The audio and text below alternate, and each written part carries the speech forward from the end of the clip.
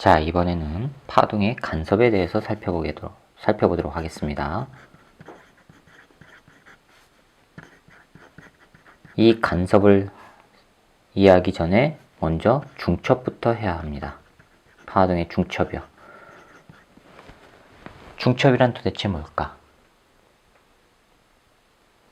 중첩이라는 거는 두 개의 파가 서로 만나 겹쳐지는 현상을 말해요.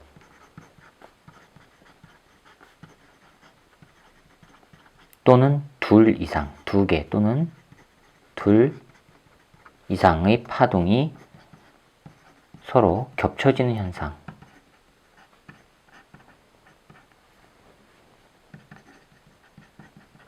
이걸 말해요. 이게 중첩이에요. 그럼 두 개의 파동이 겹쳐지면 어떻게 될까? 한번 봅시다. 하나는 위쪽으로 이만큼 진동한 진폭이 이만큼이 되는 파동이 오른쪽으로 진행해 가고 있어요. 그런데 오른쪽에서는요, 진폭이 요거밖에 안 되는 파동이 왼쪽으로 진행하고 있어요. 시간이 지나면 이제 딱 만나겠죠. 위쪽으로 진동한 거, 그 다음에 위쪽으로 진동한 거, 작은 거 이렇게 딱 만날 거란 말이에요. 얘는 오른쪽으로 가고 얘는 왼쪽으로 가요. 그렇죠? 자, 더 시간이 지나면 얘는요, 오른쪽으로 더 갈 거고 얘는 왼쪽으로 더 갈 거고, 그러면요, 오른쪽으로 더 간 놈이 이렇게 될 거고요, 왼쪽으로 온 놈은 이렇게 있을 거예요. 그렇죠? 이렇게 있을 거예요. 그랬을 때 이거는 왼쪽에서 오른쪽으로 간 놈의 진폭, 요거는 오른쪽에서 왼쪽으로 간 놈의 진폭, 두 개의 파가 이렇게 합쳐져요. 합쳐졌을 때 이 진폭은 어떻게 되느냐, 요거의 진폭을 y1, 이거의 진폭을 y2라고 할게요. 그럼 y1과 y2가 합쳐졌을 때의 합성파, 중첩이 일어났을 때 합해진 파동, 그거를 합성파라고 합니다. 이 합성파의 진폭은 어떻게 되느냐? 합성파는요, 두 파의 대수적인 합과 같습니다. 합으로 표현이 돼요. 즉 합성파의 진폭, 다른 얘기로 하면 합성파가 갖는 에너지는, 파동 에너지는 두 파의 대수적인 합과 같다. 즉 두 파의 진폭의 합과 같다 라고 하는 게 바로 중첩 원리예요. 그게 바로 중첩 원리예요. 대수적인 합과 같다는 거. 즉 합성파의 진폭은 각각의 진폭의 합과 같다. 요거예요. 그리고 시간이 더 지나요. 얘는요, 오른쪽으로 가고 있죠. 작은 거는 왼쪽으로 가고 있죠. 시간이 지나면은 작은 거 왼쪽으로 올 거고, 큰 거는 오른쪽으로 가서 이렇게 갈 거예요. 각각의 방향으로. 이렇게 가요. 즉 파동이 중첩된 이후에 원래의 파를 그대로 유지하면서 다시 또 진행해 나갑니다. 이거를 바로 파의 독립성, 즉 파동의 독립성이라고 불러요.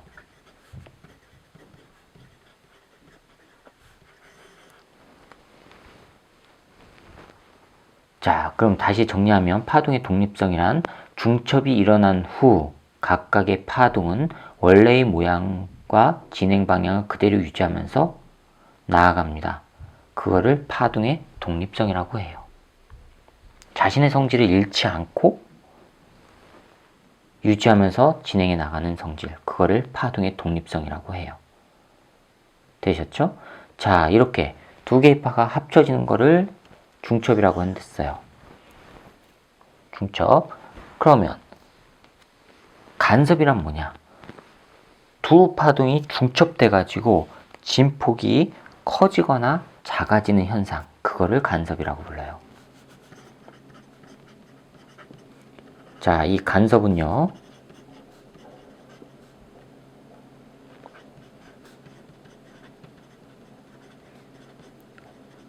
중첩으로 인해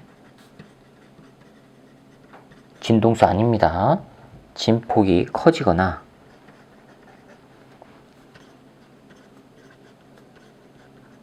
작아지는 현상, 이거를 간섭이라고 불러요. 이 간섭은 두 가지로 나눕니다. 보강 간섭과 상쇄 간섭. 첫 번째, 보강 간섭과 두 두 번째, 상쇄 간섭. 보강, 뭐겠어요? 진폭이 커지는 거겠어요? 작아지는 거겠어요? 이름에서 알 수 있죠? 이거는 진폭이 증가해요. 상쇄는요, 진폭이 감소하거나 소멸해요. 완전히 없어지게 되면 그때를 소멸 간섭이라고 합니다. 됐죠? 자, 그럼 이것도 중첩 원리로 할 수가 있어요. 봅시다. 두 개의 파가 합쳐져요. 하나,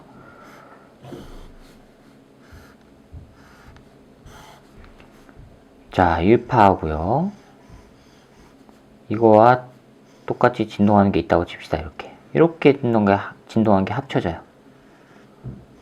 그럼 요 진폭 Y2하고 요 진폭 Y1하고 합쳐지면 중첩 원리에서 그리면 되죠. 그럼 어떻게 돼요? 두 개 합쳐주니까 Y1 더하기 Y2 이렇게 나오는 거예요. 이것도 합쳐지면 되죠. 대수적으로 합하니까 이렇게 돼요. 이게 바로 보강 간섭이에요. 진폭이 커졌죠. 그럼 상쇄 간섭은요? 반대로 만나면 되겠죠. 자, 이렇게 진동한 놈하고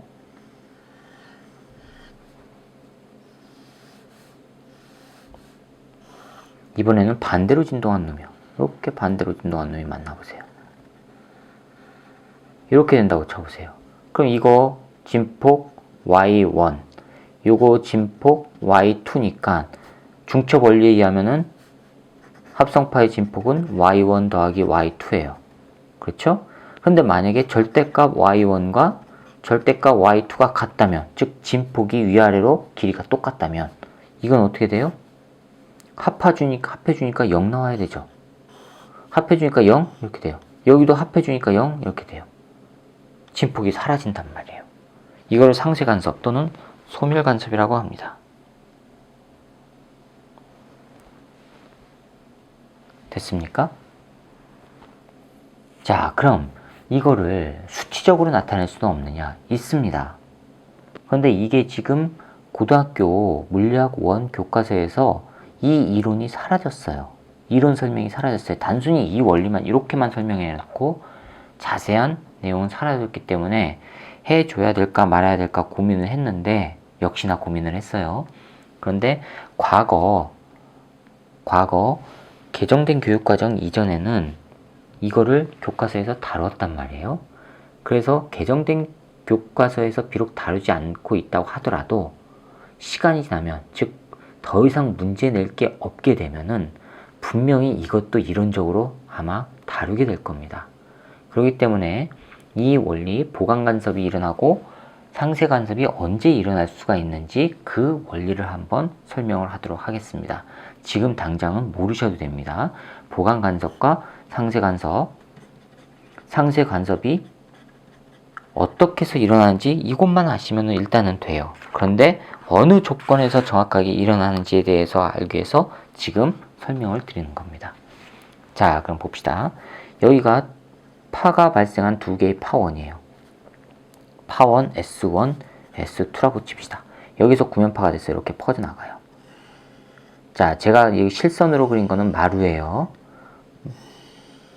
마루가 이렇게 퍼져나갔어요. 여기서도 똑같이 진동을 했다고 칩시다. 마루가 이렇게 퍼져나갔어요.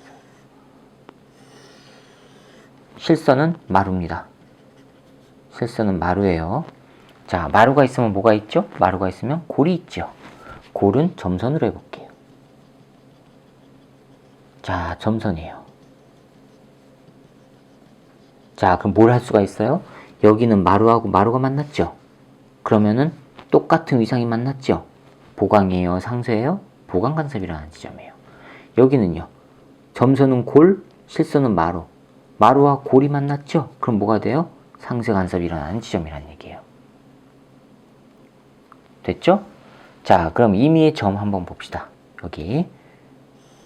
여기를 P점이라고 해봅시다. P점. P1이라고 해볼까요? P1. 자, S1에서부터 P1까지. S2에서부터 P1까지. 자, 이걸 봅시다. 이 마루예요. 그런데 파동을 보면은요. 행파를 보면 이렇게 진동을 해요. 이거를 수치적으로 한번 나타내 볼게요. 요만큼이 한 파장이죠. 그렇죠? 그럼 요만큼은요? 반파장이죠. 2분의 람다. 요것도 반파장이죠. 2분의 람다. 그렇죠? 요것도 반파장이고요. 전부 반파장이에요. 그런데 이거는 2분의 람다 반파장의 첫 번째, 이거는 두 번째, 이거는 세 번째. 이렇게 표현할 수가 있죠. 그 다음에 요거는 또 2분의 람다의 네 번째, 요거는 2분의 람다의 다섯 번째. 이렇게 표현이 가능하죠. 그렇죠? 자, 그럼 첫 번째와 세 번째, 다섯 번째는 마루에 해당하죠. 마루. 두 번째와 네 번째와 여섯 번째는 고래에 해당해요. 즉 어떻게 표현할 수가 있냐면 마루는 반파장 2분의 람다의 홀수 번째죠. 1, 3, 5. 홀수 어떻게 써요? 2m 빼기 1 해주면 돼요. 그래 놓고 m은 1부터 이렇게 된다라고 쓰면 돼요. m에다가 1 집어넣으면 2분의 람다의 첫 번째 1 나오죠. 그렇죠? 그럼 골은 어떻게 표현이 돼요? 2분의 람다의 짝수 번째죠? 2m 이렇게 써주면 돼요. n이라고 쓸까요? n? 여기 m이라고 했으니까 그럼 n은 1부터 2, 3 이렇게 가요. 자, 그러면 여기는 마루하고 마루가 만났어요. 즉 어떻게 해요? 마루하고 마루가 만났으니까 보강간섭이 일어나야 되죠. 그럼 뭐예요? 여기서부터 여기까지 거리가 마루에 해당하면 되고 여기서부터 여기까지 거리가 마루에 해당한다면 두 개가 만나는 지점은 보강간섭이 일어난다는 얘기예요. 그렇죠? 자, 그럼 보강간섭이 일어나는 조건 봅시다. 보강간섭이 일어나는 조건. 먼저 S1에서 P1까지 거리, S1에서 P1까지 거리. 요놈이 마루고, 요놈이 마루면은 2분의 람다 2m 빼기 1 해주면 되지요? 그렇죠? 그 다음에 S2에서 P1까지 거리가 다시 또 마루면 돼요. 2m' 빼기 1이라고 할게요. 그러면은 m과 m'은 1, 2, 3 이렇게 나가면 돼요. 이 거리가, 요 거리가 마루고 요 거리도 마루면은 어떻게 돼요? 보강간섭이 일어나는 거예요. 그럼 이거 두 개를 빼봅시다. 요 거리와 요 거리의 차를 한번 해봅시다. 차이. S1, P1까지 거리에서 S2, P2, P1까지 거리를 뺀 거예요. 이 물결 무늬는 큰 거에서 작은 거 빼란 얘기예요. 자, 그럼 2분의 람다 2m 빼기 1. 요거 람다 나누기 2, 2m' 빼기 1. 이렇게 됐죠. 요거를 묶으면은 2분의 람다 묶으면요 2배 m 빼기 m' 이렇게 나와요. 물론 m과 m'은 1, 2, 3 이렇게 가요. 그럼 이건 뭐예요? 반파장의 어떤 정수 빼기 정수는 정수의 2배 했으니까 이거는 짝수예요. 뭘 할 수가 있어요? 반파장 두 개의 거리 차이가 요 거리 빼기 요 거리 그거의 차이가 요 파장의 절반에 해당하는 반파장이 짝수배가 되면 보강간섭이 일어난다는 얘기예요. 그렇죠? 예를 들어서 요놈 파장이 만약에 파장이 2m짜리라고 쳐봅시다. 그리고 거리가 요거는 5m라고 하고요. 요거는 6m라고 해볼게요. 그러면 6m 빼기 5m 하니까는 뭐가 돼요? 1m죠? 요거는 파장의 절반 2m 나누기 2. 요거에다가 얼마를 곱하면 돼요? 1. 홀수죠. 그렇죠?